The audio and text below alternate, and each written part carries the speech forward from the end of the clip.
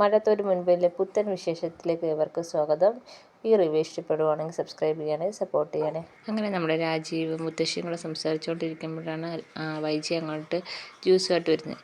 എന്നിട്ട് പറയാണ്, രാജീവ് ഏട്ടാ, അവളിവിടെ വലേന്ദ്രൻ്റെ കൂടെ വന്നു, പിന്നെ ഞാനിവിടെ നിൽക്കത്തില്ല, പിന്നെ ഞാൻ എന്താ വേണ്ടതെന്ന് ചെയ്യും. അപ്പം നമ്മുടെ മുത്തശ്ശിക്ക് നിനക്കെന്ത് ചെയ്യാൻ പറ്റും, എന്തൊക്കെ ചെയ്യാൻ പറ്റും, വേണ്ടെന്ന് വെച്ചാൽ ഞാൻ ആത്മഹത്യ തന്നെ ചെയ്യും എന്ന് പറയാണ്.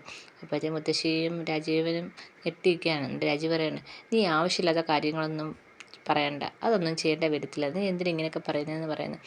മുത്തശ്ശിയും പറയുന്നുണ്ട്, എനിക്ക് ആവശ്യമില്ലാത്ത ചിന്തകളാണ് എന്ന് പറയാണ്. പിന്നെ കാണിക്കുന്നത് രേവതിക്കുട്ടിയും മാമച്ചായനും തേഴ്സിയമ്മയൊക്കെയാണ്.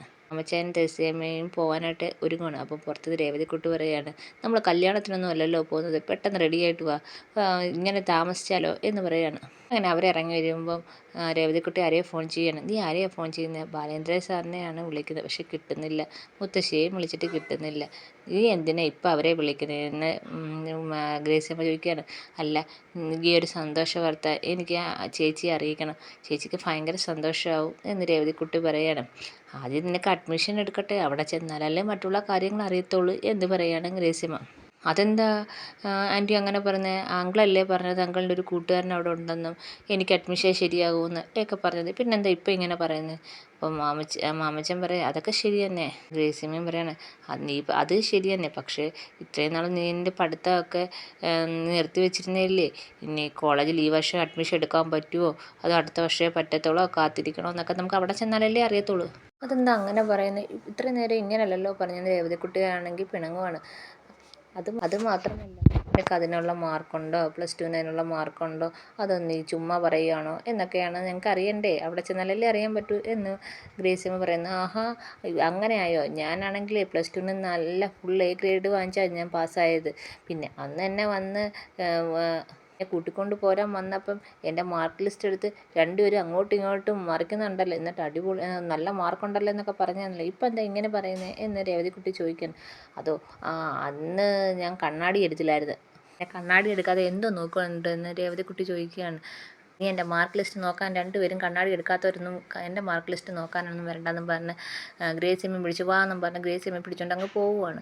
കൂടെ മാമച്ചൻ്റെ ചിരിയൊക്കെ വന്ന് കൂടെ പോകുന്നുണ്ട്. അങ്ങനെ അവർ കോളേജിലെത്തുന്നുണ്ട്. കോളേജിലെത്തിയപ്പം എൻ്റെ ജോസഫ് സാറ് പറഞ്ഞിട്ട് വന്നതാണെന്നൊക്കെ മാമച്ചൻ പറയുന്നുണ്ട്.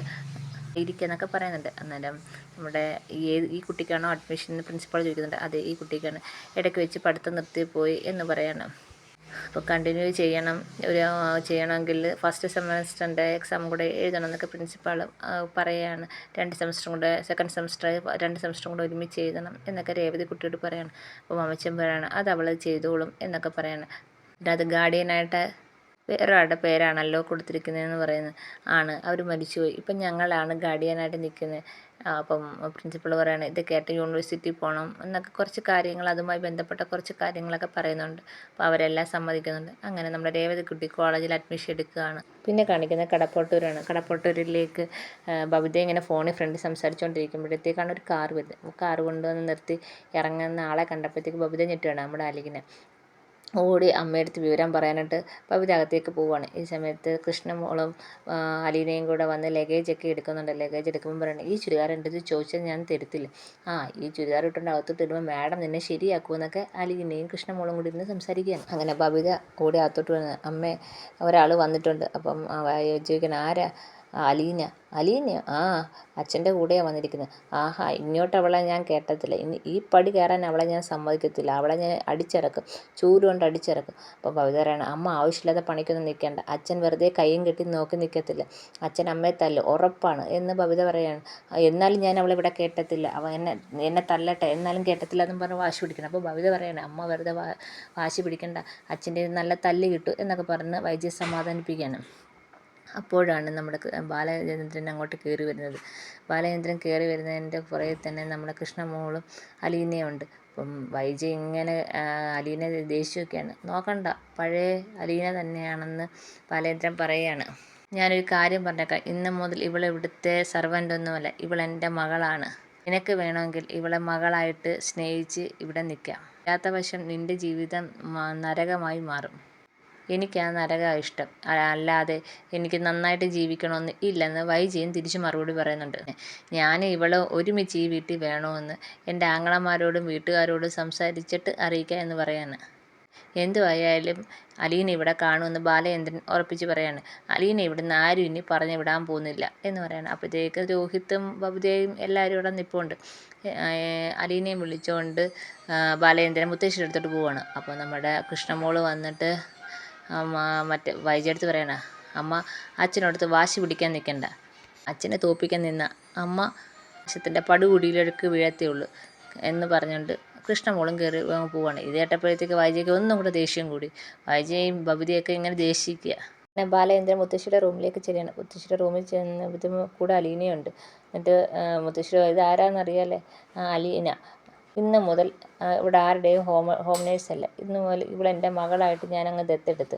അതുകൊണ്ട് തന്നെ എല്ലാവരും ആ കണ്ണിലൂടെയാണ് കാണുന്നത്. അപ്പം മുത്തശ്ശിയോട് നീ എന്തിനാ ഇതൊക്കെ എന്നോട് പറയുന്നത്? ഞാൻ അവളെ അങ്ങനെയല്ലല്ലോ കണ്ടിട്ടേക്കുന്നത്. എല്ലാവരുടെയും മനസ്സിലെ ഉള്ളിരിപ്പ് എനിക്കറിയാം. അതുകൊണ്ട് ആരും കൂടുതൽ സംസാരിക്കേണ്ട എന്ന് ബാലേന്ദ്രൻ പറയണം. അമ്മയും ഇവളെ ഇവിടുന്ന് പിടിച്ചിറക്കുന്നതിന് കൂട്ടി നിന്നില്ല. ഞാൻ എന്ത് കൂട്ടി നിൽക്കാനാണ്? ഞാനാണെങ്കിൽ ഇവിടെ കിടക്കുകയില്ല. ഞാൻ ഈ മുറിക്ക് പുറത്തോട്ട് പോലും പോകുന്നില്ല. മൗന സമ്മതം അമ്മയും കൊടുത്തിരുന്നു. അമ്മയ്ക്കറിയായിരുന്നു അവരെല്ലാവരും കൂടെ പിടിച്ചിറക്കുന്ന കാര്യം. അമ്മയും സമ്മതം കൊടുത്തുകൊണ്ടാണ് അവരെല്ലാവരും കൂടെ അലീനയെ പിടിച്ചിറക്കിയത്. പിന്നെ ഇവിടെ എൻ്റെ തീരുമാനം മാത്രമേ നടക്കത്തുള്ളൂ. ഇത് നെടുമ്പുരയ്ക്കൽ ബാലചന്ദ്രൻ്റെ വീട്, അല്ലാതെ കൈതേക്കൽ മാളിയേക്കൽ വീടല്ല ഇത്, കേട്ടല്ലേ എന്ന് പറയാണ്. അപ്പോഴേ മുത്തശ്ശി അങ്ങ് വല്ലാതാവുകയാണ്. നീ എന്തിനാ എന്നോട് ഇങ്ങനെയൊക്കെ പറയുന്നത്?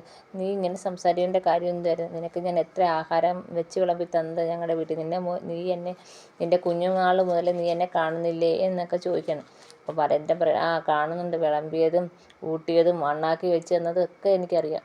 പിന്നെ മോളോട് പറഞ്ഞ് മനസ്സിലാക്കിക്കൊടു, എന്നെങ്കിൽ മോൾക്ക് ഇവിടെ സമാധാനത്തിൽ ജീവിക്കാം എന്ന് പറയുകയാണ്. മാത്രമല്ല അമ്മ ഇങ്ങോട്ട് കൊണ്ടുവന്നത് അവിടെ മോനും മരുമോളും കൊണ്ടിട്ട് കഷ്ടപ്പെടുത്തുന്നത് കണ്ടാണ് ഞാനാണ് പറഞ്ഞത് അമ്മ ഇങ്ങോട്ട് കൊണ്ടുവരാമെന്ന്.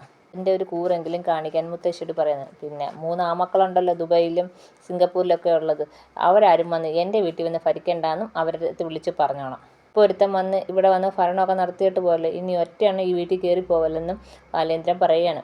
മുത്തശ്ശി ഇങ്ങനെ അന്തം വിട്ടിരിക്കുകയാണ്. ബാലേന്ദ്രൻ ഒരിക്കലും ഇങ്ങനെയൊന്നും പറയുമെന്ന് മുത്തശ്ശി സ്വപ്നത്തിൽ പോലും വിചാരിച്ചില്ല. പിന്നെ ഇതൊന്നും കേൾക്കാൻ വയ്യെങ്കിൽ അമ്മയ്ക്കും മോക്കും കൂടെ മാളിയേക്കൽ വീട്ടിലേക്ക് തിരിച്ചു പോകാം എന്ന് ബാലേന്ദ്രൻ പറയാണ്. ബാലേന്ദ്രൻ്റെ മാറ്റം കണ്ട് മുത്തശ്ശി ഇങ്ങനെ അന്തം വിട്ടിരിക്കുക. ബാലേന്ദ്രൻ അവിടെ നിന്ന് ഇറങ്ങിയിട്ട് രോഹിത്തിനെയും ബബിതയും വിളിച്ചിട്ട് ചോദിക്കുകയാണ്, നിങ്ങൾക്ക് ആഹാരത്തിനുള്ള പൈസയും ഡ്രസ്സിനുള്ള പൈസയൊക്കെ ആരാ തരുന്നതെന്ന് നോക്കുന്നത്. അപ്പോൾ ബബിത പറയുന്നത്, അച്ഛൻ. ഇതാരുടെ വീടാണ്? അച്ഛൻ്റെ വീട്. കഴിക്കാനുള്ള പൈസയും മറ്റുള്ള ആവശ്യങ്ങളെല്ലാം നടത്തി തരുന്നവരാ അച്ഛൻ ആണല്ലോ. അപ്പം അച്ഛൻ പറയുന്നതേ ഇവിടെ നടക്കാവൂ. എൻ്റെ വീട്ടിൽ നിന്നിട്ട് എനിക്ക് പാര പണിയാൻ പറ്റത്തില്ല. ഞങ്ങൾ അങ്ങനെയൊന്നും ചെയ്തില്ലല്ലോ എന്ന് ബബിത പറയുമ്പോൾ, കഴിഞ്ഞ ആഴ്ച പിന്നെ ഇവിടെ എന്തോ നടന്ന്? ഇവിടെ എല്ലാവരും കൂടെ വലിച്ചയച്ച് ഇവിടെ നിന്ന് പുറന്തള്ളി. നിങ്ങൾക്ക് എന്നോട് കൂറുണ്ടായിരുന്നെങ്കിൽ ആ കാര്യം വന്ന് എന്നെ അറിയിക്കണമായിരുന്നു. 2 ആണുങ്ങൾ ചേർന്നാണ് ഇവളെ പിടിച്ച് പുറത്താക്കിയത്. എന്നിട്ട് നിങ്ങൾ ആരെങ്കിലും വന്ന് എന്നോട് പറഞ്ഞോ? ഇല്ല, നിങ്ങളെല്ലാവരും അവരുടെ സൈഡിൽ നിന്ന് സംസാരിച്ചതാണ്. അതുകൊണ്ട് തന്നെ ഇവിടെ നിൽക്കുന്നവരോട് കൂറുള്ളവർ മാത്രം ഇവിടെ നിന്നാൽ മതി എന്ന് പറയാണ്. ബാലേന്ദ്രൻ ഈ പറയുന്നതൊക്കെ കേട്ട് എല്ലാവരും അന്തം വിട്ട് നിൽക്കുകയാണ്. ഇതൊക്കെയാണ് ഇന്നത്തെ എപ്പിസോഡിൽ കാണിച്ചിരിക്കുന്നത്. എല്ലാവർക്കും ഇഷ്ടപ്പെട്ടെങ്കിൽ സബ്സ്ക്രൈബ് ചെയ്യണേ, സപ്പോർട്ട് ചെയ്യണേ.